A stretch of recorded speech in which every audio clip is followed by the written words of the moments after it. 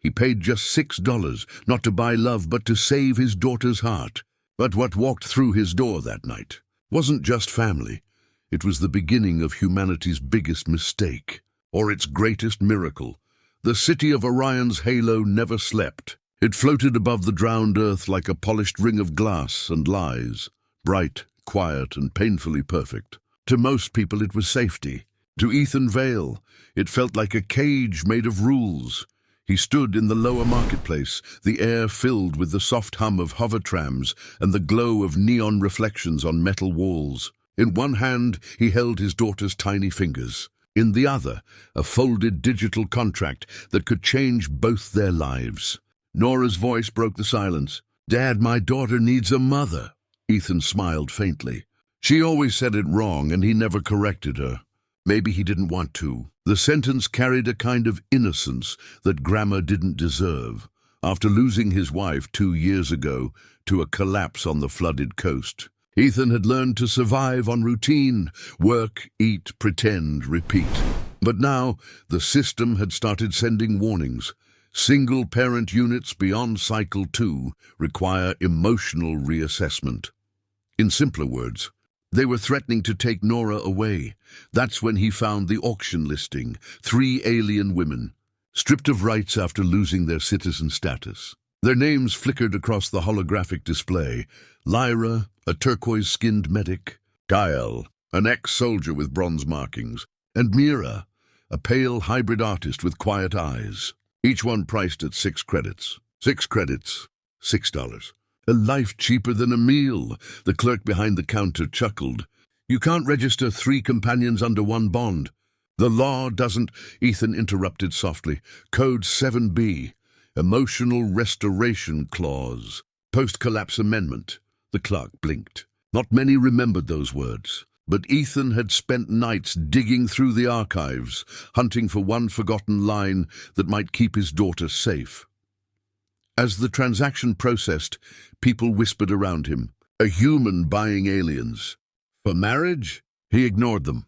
Laws could be rewritten. Love could not. When the steel doors opened, the 3 women stepped out, uncertain, wary, beautiful in their silence. Nora hid behind Ethan's coat, eyes wide. He bent down to her level and whispered, "They're not here to replace anyone, sweetheart. They're here to remind us what family feels like." For the first time in years, his words didn't sound like a lie. The apartment was small, a square of metal and glass tucked against the lower rim of Orion's halo. It wasn't much, but it was clean, safe, and his. Ethan unlocked the door, the soft hiss of air greeting them as the lights flickered to life. The 3 women stepped inside hesitantly, like animals entering unfamiliar ground. Lyra, the medic, scanned every surface, her turquoise skin reflecting the pale light. Kyle, taller and broad-shouldered, stood near the entrance, hands clenched as if ready for a fight. Mira lingered at the window, tracing the glowing city below with quiet fascination. Nora peeked out from behind her father, whispering, "Dad, are they scared of us?" Ethan smiled gently. Maybe they're just not used to kindness. He moved toward the kitchenette and set down a small crate of supplies. "There's food here, real food. You don't owe me anything, not work, not obedience. You stay because you choose to," Kyle snorted, crossing her arms. "Choice is expensive here," Ethan met her gaze. "Tonight it's free." For a moment, silence ruled the room, awkward, heavy, but honest. Then Nora climbed onto a chair, grabbed the smallest bowl, and poured soup that looked more like liquid metal. "It's dinner," she declared proudly. Mira tried not to laugh, her soft voice breaking the tension. "I think it's supposed to be edible." Kyle chuckled, a dry, raspy sound that startled even herself. Lyra took a spoonful, tasted it, and said, "It's warm. That's enough. It wasn't a perfect dinner, but it was the first time in years Ethan heard laughter in this room." Later, as Nora fell asleep beside the heater, Lyra hummed a tune, low and melodic, something ancient. Ethan froze. It was the same lullaby his late wife used to sing. "Where did you learn that?" he asked softly. Lyra's eyes flicked up, uncertain. "It's from an old Earth archive. I thought no one remembered it." The air between them shifted, not romantic, but human. Shared memory in a world that had forgotten what warmth sounded like. Outside, Orion's halo shimmered like a perfect lie. Inside, for the first time, someone believed in home again. Morning on Orion's halo arrived quietly. A soft artificial sunrise spilled through the curved glass walls, painting pale gold over the room. For a few blissful minutes, the apartment almost felt normal. Nora sat on the floor drawing stars on a digital pad, humming the same tune Lyra had sung the night before. Ethan brewed synthetic coffee and glanced at the three women moving through the small space. Still cautious, but less guarded than yesterday. Lyra was fixing the water filter. Kyle was helping Nora reach a cup on the shelf, and Mira was stitching torn fabric into makeshift curtains. The sight looked absurdly ordinary, and yet beautiful. "Feels strange," Kyle muttered, tightening a screw on the shelf. "What does?" Ethan asked. "This peace, it's louder than war." Before Ethan could reply, a sharp chime cut through the calm. The apartment console flashing, "Housing Compliance Review, 48 hours. The warmth in the room turned brittle. Mira froze, her lilac eyes flicking toward Ethan. "They found us already?" "Maybe it's routine," he said, though his voice lacked conviction. Lyra stepped closer, lowering her tone. "You should know something, Ethan. I wasn't just a medic. I worked for the reclamation unit. We were ordered to reset cities after the floods. If the system identifies me, it'll trigger an investigation." Ethan stared at her, stunned. "So you're illegal," she finished quietly. "And I'm not the only one." Kyle sighed, pulling up her sleeve to reveal a faded emblem. "Ex-military. I deserted when they started using civilians as test subjects. They've been hunting me since." Mira hesitated before whispering, "I'm not even full alien. I was grown, half human, half them. The city calls people like me a defect." Ethan sank into the chair, the weight of it all hitting him at once. He had brought home 3 people who weren't supposed to exist. Nora's small voice broke the silence. "Does that mean we're in trouble?" He looked at her and smiled faintly. "It means we finally matter enough to be noticed." Outside, the city's silver lights blinked like distant eyes, watching, recording, waiting. Inside, 4 strangers sat around a table, realizing they had just become something the system couldn't define, a family worth fighting for. The inspectors arrived exactly at 9. 2 of them, 1 woman, 1 man, both dressed in grey uniforms, polished enough to reflect the light. Their expressions were calm, professional, and cold. "Ethan Vale?" the woman asked, scanning her tablet. He nodded. "That's right. This is a compliance audit under Code 3F.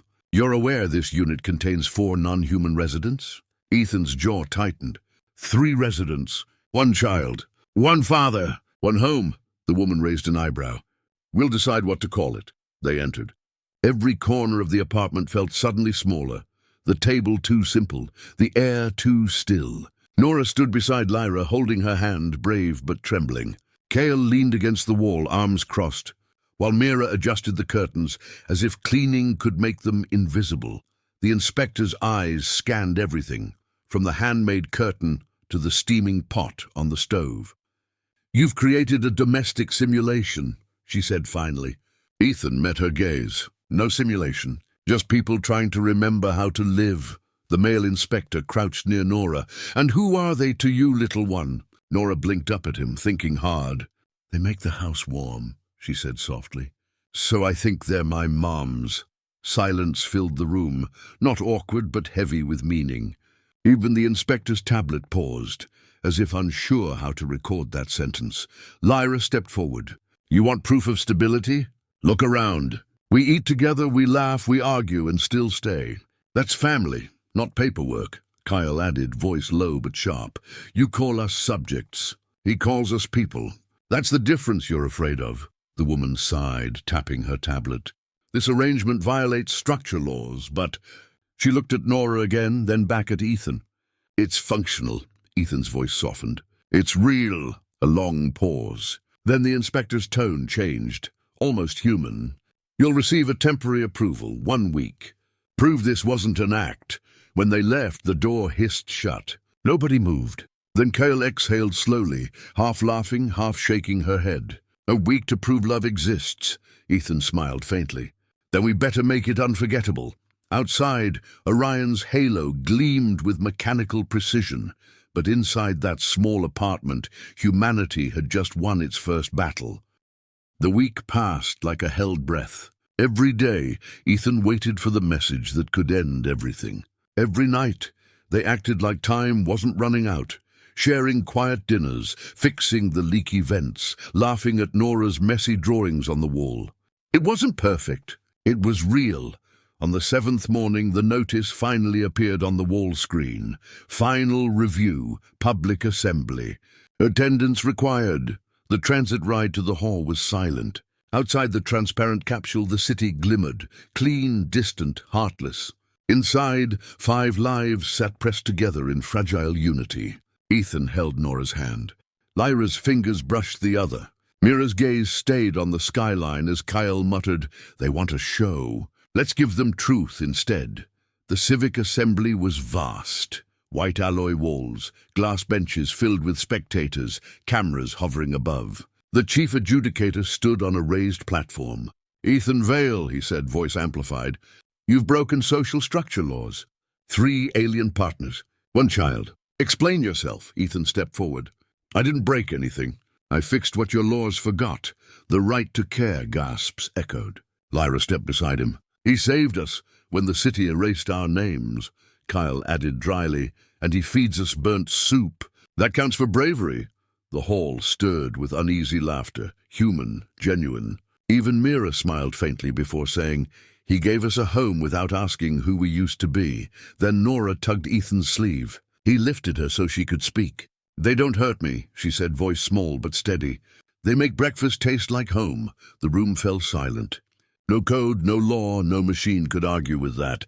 The chief looked down at his screen, then back at them. "By order of the council," he said slowly, "your family is recognized under the human unity model, effective immediately."